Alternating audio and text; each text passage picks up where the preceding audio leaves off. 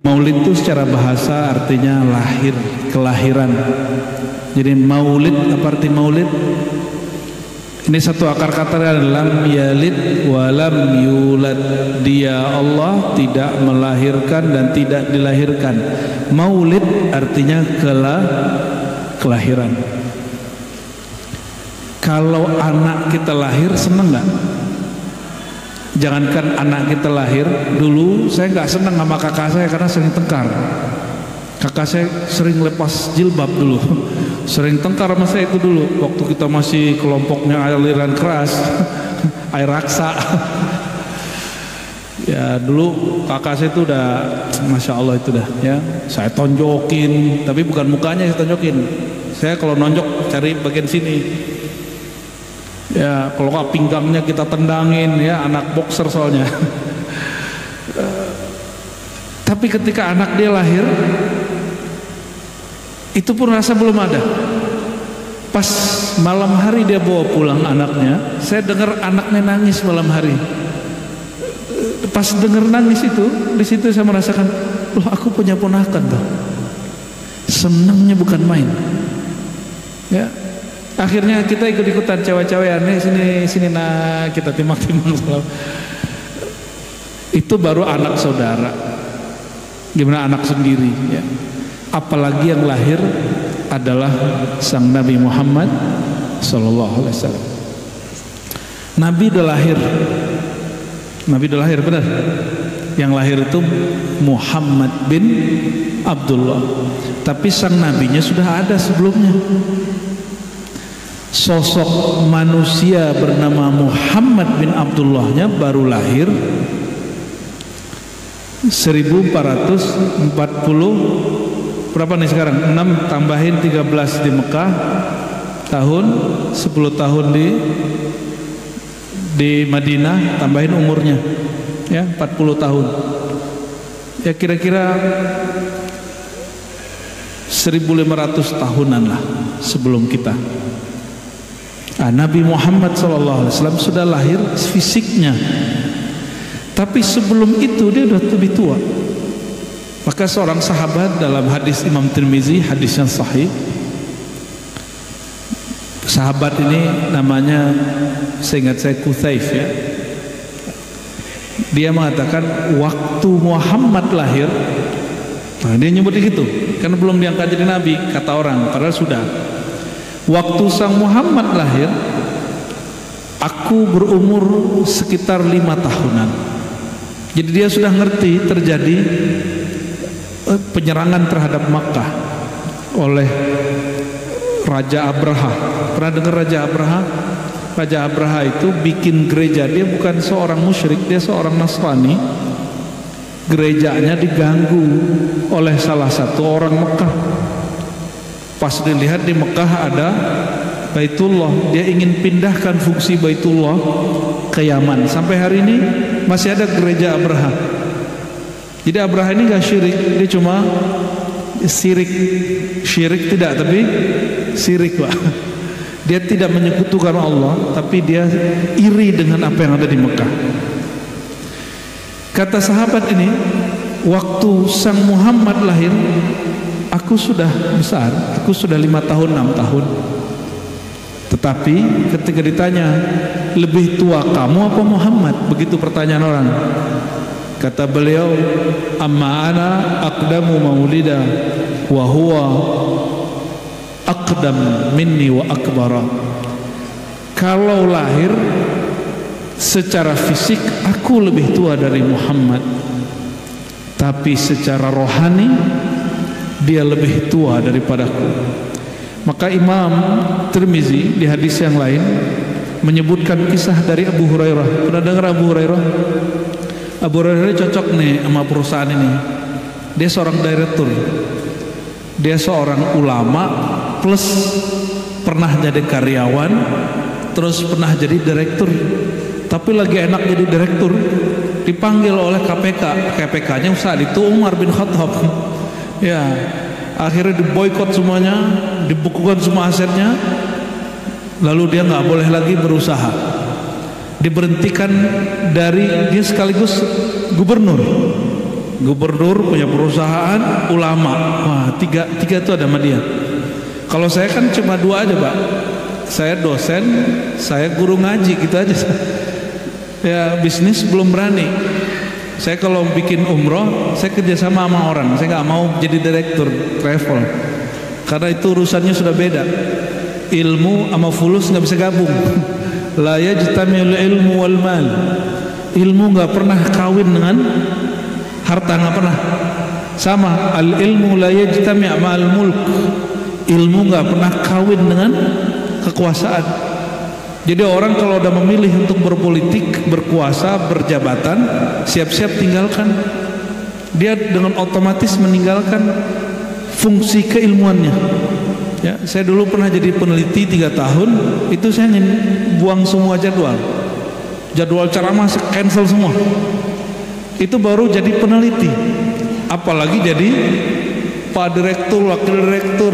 Kalau kabak nggak tahu deh. Kabak kasih gimana? Gak bisa juga tuh, gak bisa. Abu Hurairah ini pernah bertanya kepada Nabi dan para sahabat. Ya, para sahabat nanya ke Nabi, ya Muhammad, ya Rasulullah, mata kunta nabiyya? Sebenarnya engkau jadi nabi kapan? Coba kapan beliau jadi nabi? Umur 40. Selama ini kita diajarin menjadi nabi umur berapa? Umur 25. Ya benar. Serius ya? Itu keliru semua, itu nggak ada dalilnya itu. Tidak ada dalil menyebutkan bahwa Nabi Muhammad jadi nabi umur 25. 25 itu nikah. Itu pun nikah nggak pasti 25. Ada riwayat 30. Berarti kalau 30 jaraknya dengan Aisyah dengan Khadijah berapa tahun? Berondong berapa tahun? 10 tahun. Dan itu lebih masuk akal. Lebih. Jadi saya nggak sepakat sebenarnya dengan umur Nabi yang segitu kemudian disebut apa gitu ya. Karena sejarah itu hanya data, nggak boleh pakai perasaan. Ya, atau pakai ilham, nggak bisa. Data sejarah tidak dapat ditimbang dengan ilham dan perasaan. Lalu Sayyidina Muhammad SAW menjawab, aku sudah jadi nabi, Adam belum dicipta. Adam masih air, masih ruh. Ada yang tahu Nabi Adam berapa ribu tahun yang lalu? Ada yang tahu nggak, Bu? Nabi Adam kapan? Berapa ribu tahun Nabi Adam? Ada yang tahu? Ya? Tahu nggak? Makanya kalau ada kuburan Nabi Adam kita ziarahi ya.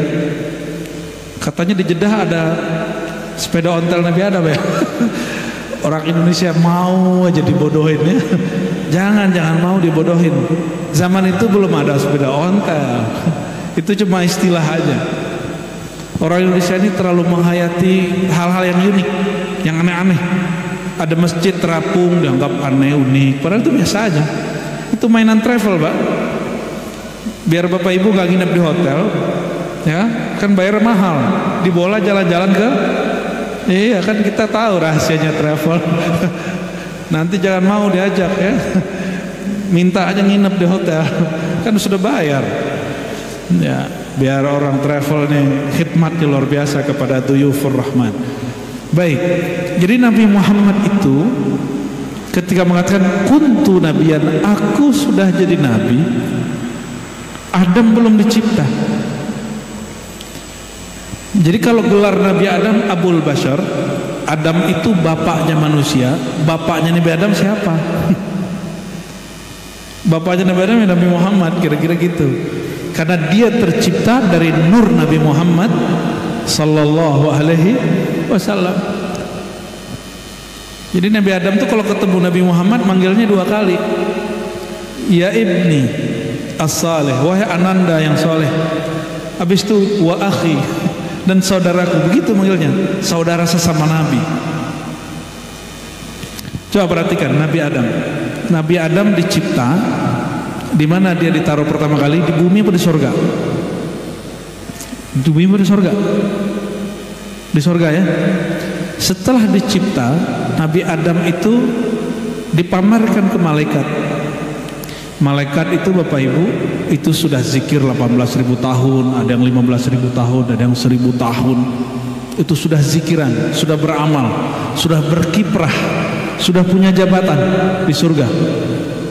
Tahu-tahu Allah kasih pengumuman, wahai semua malaikatku ahli zikir, semua malaikatku yang bersayap, yang punya jabatan, aku akan menugaskan di bumi yang cantik, di bumi yang subur, seorang bukan dari kalangan kalian malaikat, tapi dari kalangan manusia.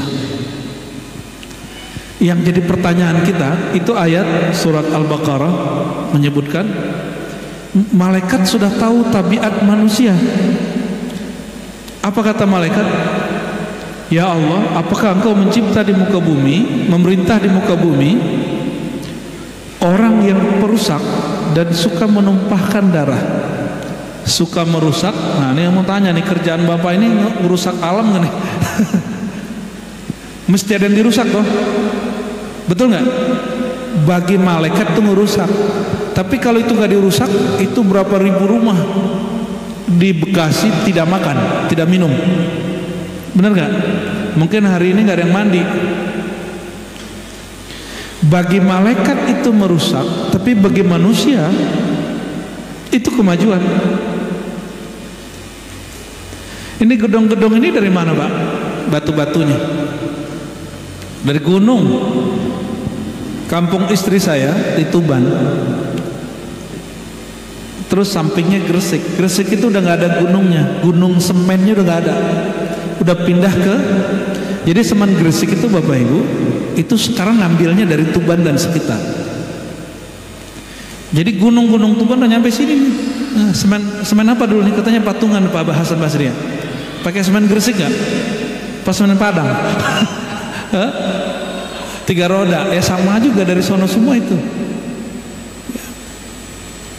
Bagi manusia itu kemajuan, peradaban, bikin pembangunan. Bagi malaikat sebutnya apa?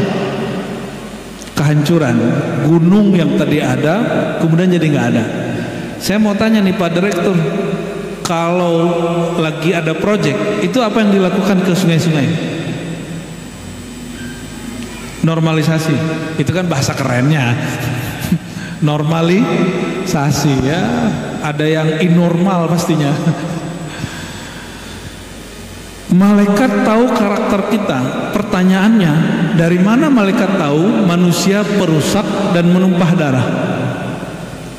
Oh, ternyata sebelum Nabi Adam kita ini sudah ada Adam sebelumnya.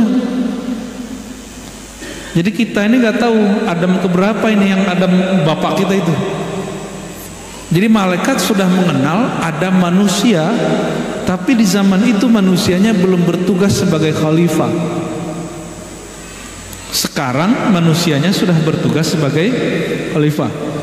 Kalau kita khalifah, khalifah itu pengganti. Apa arti khalifah? Pemimpin menggantikan sebelumnya, itu arti khalifah. Berarti sebelum kita sudah ada yang memimpin di bumi. Siapa yang memimpin di bumi? Ada yang tahu nggak? Sebelum kita memimpin di bumi disebut Bani Aljan. Bani keturunan Aljan, raja jin. Jadi kalau di manusia ada Adam, di jin itu ada namanya Jan. Keturunannya disebut jin, bukan jin Janjun ya. Jadi bapaknya jin namanya Jan ya, wa khuliqal janna jannu min marjin min nar ya. Dan diciptakan jan itu dari nyala api. Jadi api itu ada nyalanya, ada batangnya. Batangnya masih di batangnya siapa? Bahan bakarnya api siapa? Waquduhan nasu wal hijarah. Bahan bakarnya api itu waquduhan nasu wal hijarah. Bahan bakar api itu apa? Coba bahasa Arabnya biar keren. Waqud, bahan bakarnya api, an-nasu manusia, wal hijarah dan batu. Batu bara, coba lihat batu bara. Jadi bahan bakar nggak? Tapi mesti ada manusia. Di situ juga pelajaran bahan bakarnya neraka itu manusia, berarti nyala apinya dari mana? Jadi sebenarnya lebih kuat kita apa Bani Kahapi, manusia yang tercipta dari tanah atau jin yang tercipta dari api? Lo apinya jin itu cuma nyala, sedangkan kita bahan bakarnya api. Lebih keren mana, Pak? Makanya jangan takut sama jin. Itu maksudnya begitu, goalnya begitu. Kalau masih takut sama jin, berarti nggak kenal sama asal muasal diri. Itu satu. Yang kedua, khalifah di muka bumi berarti sebelum kita, kelompok jin ini menguasai bumi. Ini beruntung nih Bapak Ibu, kita ini di zaman jin itu nggak nongol. Ada yang lihat jin ya, Pak Hasan Basri karena ngurusin masjid, lihat jin nggak? Kali tasbihnya makan tasbih gitu. Ya orang awam kan senang begitu ya. Ya dikira tasbih itu sakti, yang tasbih itu nggak sakti. Yang sakti itu yang megang tasbih. Tasbih mana benda mati itu. Ya malah ada yang membid'ahkan itu tasbih itu. Kenapa mereka kemudian dibebas tugaskan dan tidak berlanjut ngurus bumi? Karena mereka tiap hari tengkar. Maklum kelan api, gesek dikit bakar, gesek dikit senggol. Nggak kayak gini nih ya. Kalau kesel dikit surhat ya kan? Bener ya? Kalau kesel mah curhat ya? Curhatnya di mana? Di sosmed tuh kan nyebelin bener tuh. Jadi kita kalau kesel nggak langsung nyenggol. Kita kalau kesel kita ekspresikan, itu bedanya manusia dengan ya, ada yang kesenggol nggak hari ini? Ya, kalau manusia punya masalah dia nggak langsung mukul orang, itu binatang buas, jin, binatang buas itu begitu. Ya, ada juga kalau banyak masalah makan aja deh. Tapi kalau manusia yang sejati, dia kalau punya masalah dia obrolin ke orang supaya cari jalan keluarnya. Itu manusia tuh. Tapi jangan salah curhat ya. Ya Pak ya. Jangan biarin istri kita curhat ke selain suaminya. Nanti dia jatuh cinta. Ya, curhat itu kalau kelebihan kebawa hatinya. Padahal curhat itu cuma menumpahkan masalah. Tapi kalau kebawa hati bahaya itu. Repotnya bisa 7 turunan itu. Bapak Ibu, kalau Allah itu jin gak beres ngurusin bumi, maka Allah kemudian pernah dengar ada meteor, hujan meteor. Maka sampai hari ini saya ini punya hobi baru, suka sama keris sama pedang-pedang kuno gitu, tapi bukan untuk ritual, sekedar punya aja. Itu yang terbaik justru dari batu meteor.